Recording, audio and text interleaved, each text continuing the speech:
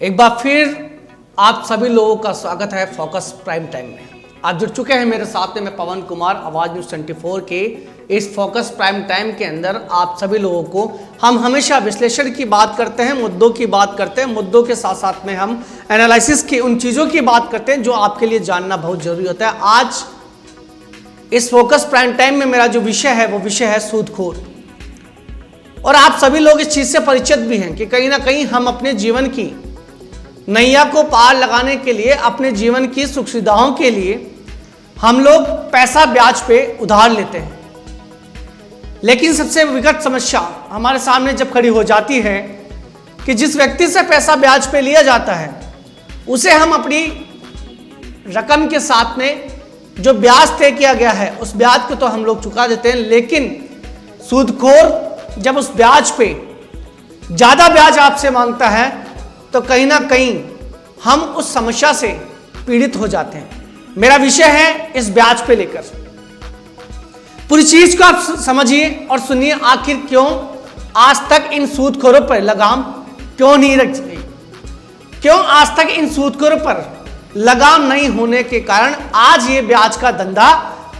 राजस्थान की बात ना करके पूरे देश में फलता फूलता हुआ नजर आ रहा है। कारण सबसे बड़ी चीज जो होती है वो कारण ये होती है कि हर 100 रुपए पर 10 से 15% ब्याज आम जनता से लिया जाता है और इस ब्याज की राशि जब दोगुनी हो जाती है तो सामने वाला व्यक्ति अपनी जान से हाथ धो बैठता है। मैं अगर बात करूं संविधान की, अगर मैं बात करूं तो भारत का संविधान 26 जनवरी सन 1950 को लागू हुआ था। और जब हमारा संविधान जब लागू हुआ था तो हमने उस संविधान के अंदर एक चीज हमने उसमें अंकित की थी कि हम भारत के लोग अपने देश के प्रभुत्व के लिए, अपने देश की एकता के लिए, अपने देश की अखंडता के लिए, अपने देश की राजनीतिक विचार के लिए, अपने देश की अभिव्यक्ति के लिए, अपने देश की स्वतंत्रता के लिए, अपने देश के धर्म के लिए, अपने देश के समाज के लिए, अपने देश के न्याय के लिए हम लोग कटिबद्ध हैं। लेकिन आज हमारा देश लोकतंत्र के सुंदर शब्दों से बना हुआ है और इस लोकतंत्र का जो सबसे बड़ा स्तंभ है वो स्तंभ है हमारा देश का कानून। लेकिन जब हमारे देश के कानून की पेचीदगियां लापरवाह बन जाती है तो यह कानून हमारे लिए, हमारे परिवार के लिए, हमारे समाज के लिए, हमारे देश के लिए, हमारे राष्ट्र के लिए हानिकारक बन जाता है। आपने सुना होगा कानोता की वो खबर जहां सूदखोरों के चक्कर में एक ज्वेलर ने अपने परिवार सहित फांसी लगा ली और अपनी जीवन लीला को उसने खत्म कर लिया। अगर मैं अधिनियम की अगर मैं बात करूं तो सन 1952 और 1963 के अधिनियम की अगर बात की जाए तो उसके अंदर संशोधन हुआ। अधिनियम से 2005 की अगर बात कीजिए तो सन 2002 का जब अधिनियम पारित किया गया था तो यह अधिनियम सन 2009 के अंदर,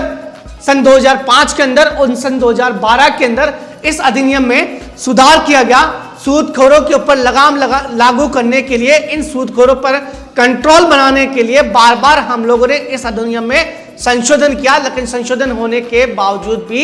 आज भी बात करें सालाना की तो 2500 करोड़ रुपए की सालाना ब्याज की राशि आज ये ब्याजखोर एक आम जनता से वसूल कर रहे हैं। और 2500 करोड़ अगर सालाना की बात की जाए तो मंथली मासिक 100 करोड़ रुपए इन ब्याजखोरों ने आम जनता से वसूली की है, जिसका ब्लैक मनी के रूप में यूज किया जाता है। क्योंकि यही ब्लैक मनी व्हाइट मनी के अंदर जब कन्वर्ट हो जाती है तो वही मनी लॉन्ड्रिंग का एक इतिहास वहां से स्टार्ट हो जाता है। अब मैं बात करें, अगर अधिनियम की बात करें तो आपको बता दें कि जब ओपी गल्होत्रा जब जयपुर के महानिदेशक हुआ करते थे तो उनकी एक रिपोर्ट थी कि सन 1952 और सन 1963 के जो अधिनियम है वह अधिनियम आज प्रभावी रूप से लागू नहीं है। और लागू नहीं होने के कारण आज भी जब कोई परिवादी या कोई पीड़ित थानों के अंदर जाके अपनी परिवाद देता है या अपनी पीड़ा को जब थाने के अंदर वह सुनाता है तो ना तो उनके ऊपर कोई दीवानी लागू होती है, ना उनके ऊपर कोई फौजदारी कानून लागू होता है। और थानों के अंदर अगर बात की जाए तो इनके ही मिली भगत से आज ये सूदखोर अपने ब्याज के पैसे को, अपनी काली कमाई को, उस काली कमाई के जरिए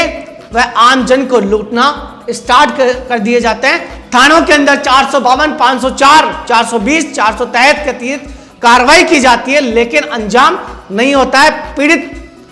पीड़ित ही बनकर रह जाता है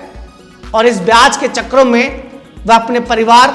अपने बाल बच्चों, अपने पत्नी का गला घोट देता है, अपने जीवन लीला को समाप्त कर देता है। आइए इस फोकस प्राइम टाइम में ब्याज के इन सूदखोरों पे लगाम लगाने के लिए हम लोग एक सूत्र होकर हम इस हथियार पर हम काम करें। मैं आपको कुछ तथ्य आज बताने जाऊंगा इस फोकस टाइम में। आप सुनिए इन तथ्यों पर और विचार विमर्श कीजिए कि जब जब हानि होए, जब जब आप पीड़ित होए, ज्यादा राशि से जब पैसा आप लोगों से वसूल किया जाए, तो अपने कानून का उपयोग में लेते हुए इन पीड़ितों को सजा सुनाते हुए आप लोग अपने संवैधानिक अधिकारों की पालना को समझते हुए अपनी जीवन लीला को आगे बढ़ाएं।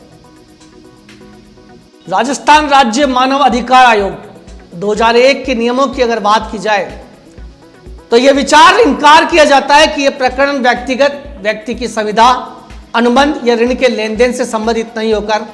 ऋण की मार लगातार सहन करने वाले व्यक्ति और ऐसे व्यक्ति जो ऋण के कारण जान दे देते हैं उनसे संबंधित है। संरक्षण अधिकार 1993 की धारा 12 के तहत मामले दर्ज किए जाते हैं, लेकिन समस्या अत्यंत गंभीर बन जाती है। सूदखोरों की समस्या में पहले भी कानून बनाए गए। 57 का अधिनियम, 63 का अधिनियम अनुपयोगी साबित हुआ। हमारे मीडिया पार्टनर राजस्थान पत्रिका की रिपोर्ट में राजस्थान के महानिदेशक ओपी गल्होत्रा ने भी अपने उत्तरों को प्रकाशित किया कि पुलिस विधि के अनुसार प्रभावी कार्रवाई कर सकती है, परंतु सूदखोरी के संपूर्ण व्यवसाय व व्यवसाय के विरुद्ध जो प्रभावी विधि है उनके अभाव इस तथ्य से ही प्रकट है कि आयोग में शिकायतों में शिकायतकर्ताओं द्वारा यह अंकित नहीं किया जा रहा है कि निजी व्यवहार में अत्यधिक राशि का लेना किस विधि का उल्लंघन है। ना तो दीवानी अधिकारों का हनन है, ना अपराधों का हनन है। सूदखोरी के पीड़ितों के पास ना कोई प्रभावी दीवानगी है, ना फौजदारी कानून है, ना उपचार होना, प्रकट होना दिखाई दे रहा है। 16 जुलाई सन 2000 रिपोर्ट 18 को भी एक रिपोर्ट प्रकाशित की गई थी, जिन समस्याओं को देखते हुए निजी लेन देन के मामले सूदखोरी का मुख्य विषय है। कानून बनाए गए, क्या कारण है कि इस विषय पर अत्यधिक आत्महत्याओं के बाद भी विधि द्वारा पीड़ितों की रक्षा हेतु उपाय नहीं किया जा रहा है।